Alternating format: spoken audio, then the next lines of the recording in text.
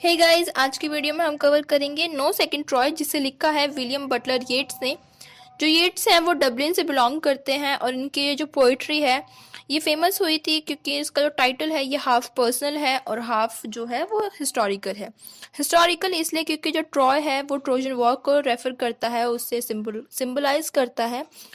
जो Trojan war हुआ था वो हेलेन के लिए हुआ था, हेलेन की वजह से हुआ था और उसके रिजल्ट में जो इलियम की कैपिटल टाउन था इलियम का, ट्रॉय, उसका डिस्ट्रक्शन हुआ था, उसे जला दिया गया था और इसी ट्रॉय को अब टर्की बोला जाता है।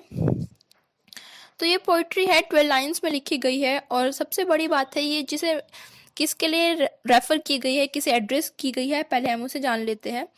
तो ये जो पोइट्री है एड्रेस की गई है मॉड गॉन को। जो मॉड गॉन है वो येट्स की लवर थी, वन साइडेड लव था येट्स का। और जब मॉड गॉन ने रैंडमली इनको छोड़कर इनके जो शादी का प्रपोजल था उसे मना करके किसी और से शादी कर ली थी 1903 में, जिसका नाम था जॉन मैकब्राइड से शादी कर ली थी।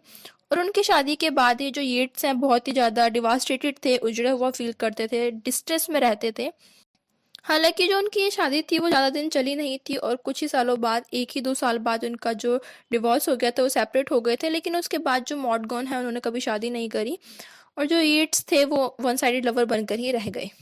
तो स्टार्ट होती है पोइट्री फर्स्ट लाइन से, why should I blame her that she field my days with misery.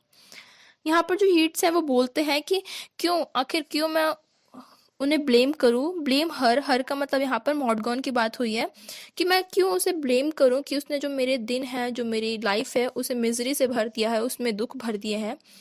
और that she would of let have taught too arrogant man most violent veg.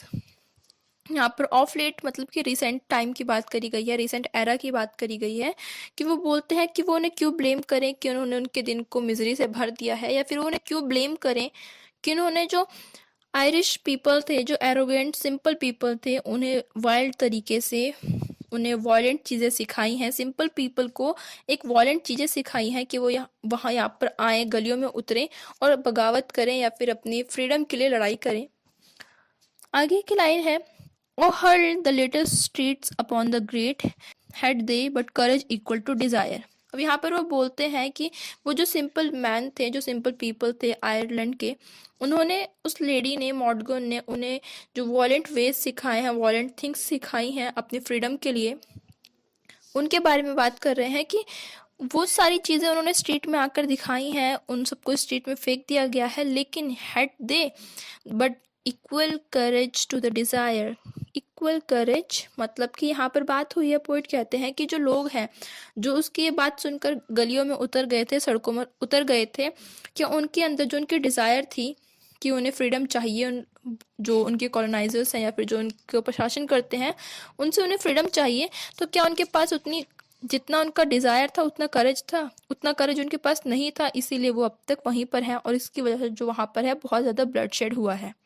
आगे वो बोलते हैं, What could have made her peaceful with the mind that nobleness made simple as a fire। अब यहाँ पर वो बात करते हैं, जो कहते हैं कि वो इस चीज़ के लिए हैरान है कि कैसे कोई टेरिबल चीज़ है उनके माइंड के साथ हैपन हुई है। उनका जो पीसफुल माइंड था, नोबलनेस थी उनकी, वो अचानक से वॉलेंट वेज में कैसे चेंज हो गई, कैसे बदल गई, वो उस चीज़ को सोचते हैं।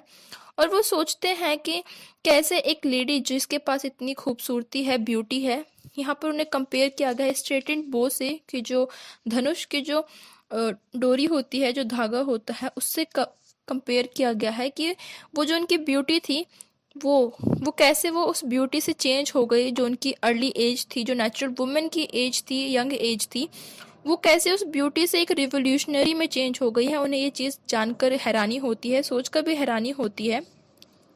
वो कहते हैं कि वो सॉफ्ट और जेंटल होने के बाद भी वो कैसे एक लोनली में बदल गई, एक स्टर्न की तरीके से एक स्ट्रिक्ट रिवोल्यूशनरी में बदल गई। वो इस चीज़ को जानना चाहते हैं और इस चीज़ के लिए वो हैरान है।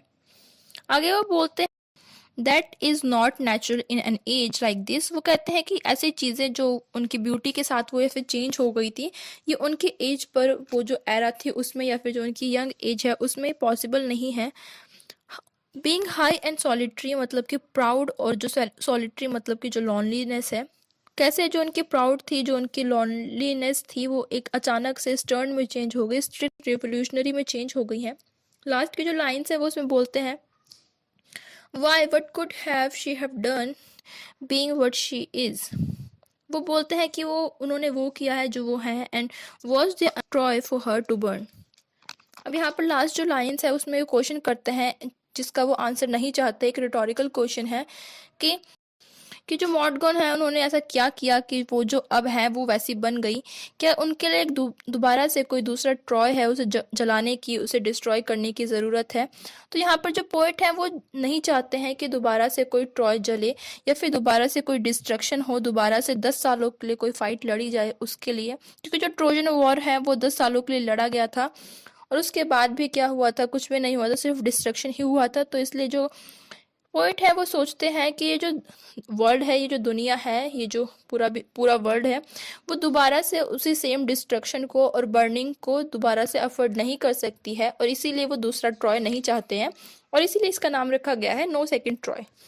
तो इसकी पोइट्री की जो लाइंस थी और मीनिंग्स थी यहाँ पर ख़त्म होती। तो यहाँ पर वो बात करते हैं, सबसे पहले तो वो एक अनहैप्पी लवर है, वन साइडेड लव है जिनका, और सेकेंडली वो बात करते हैं कि वो अपनी जो बिलवेड है उसे ब्लेम नहीं करना चाहते हैं कि उन्होंने जो इनोसेंट आयरिश पीपल थे उन्हें रिवोल्यूशनरी मेथड सिखाए हैं कि वो फ्रीडम ले, अपनी कंट्री के लिए, फ्रीडम के लिए लड़ें। और यहाँ पर छोटे छोटे जो उन्होंने बताया है, जो छोटे छोटे वायलेंस हैं, इनकी वजह से जो स्ट्रीट्स हैं वो कैसे ब्लड शेड से भर गई हैं। और यहाँ पर जो पोइट है वो इस चीज़ को समझ नहीं पा रहे हैं कि कैसे एक पीसफुल माइंड था जो मॉडगन का, वो कैसे एक पीसफुल माइंड से एक वॉयलेंट में चेंज हो गया है, वो एक रिवोल्यूशनरी बन गई है। तो जो पोइट है वो बोलता है कि जैसे हेलेन के लिए ट्रॉय जलाया गया था, उसके लिए ये सारा जो ट्रोजन वॉर था वो हुआ था, तो वो नहीं चाहता कि जो वर्ल्ड है वो दोबारा से उस चीज़ को सफ़र करे, उस चीज़ को एफर्ट करे, और इसीलिए वो कहता है कि जो मॉडगन है उसके इस वर्क के लिए, वो उसके लिए दोबारा से ट्रॉय जलाने की ज़रूरत नहीं है, और इसी की फाती पोइट्री ख़त्म हो जाती है। आई रियली होप कि आपको पोइट्री पसंद आई होगी। सो हमारे चैनल को सब्सक्राइब करना ना भूलें ताकि अपकमिंग वीडियोज़ का अपडेट आपको मिलता रहे। Thank you.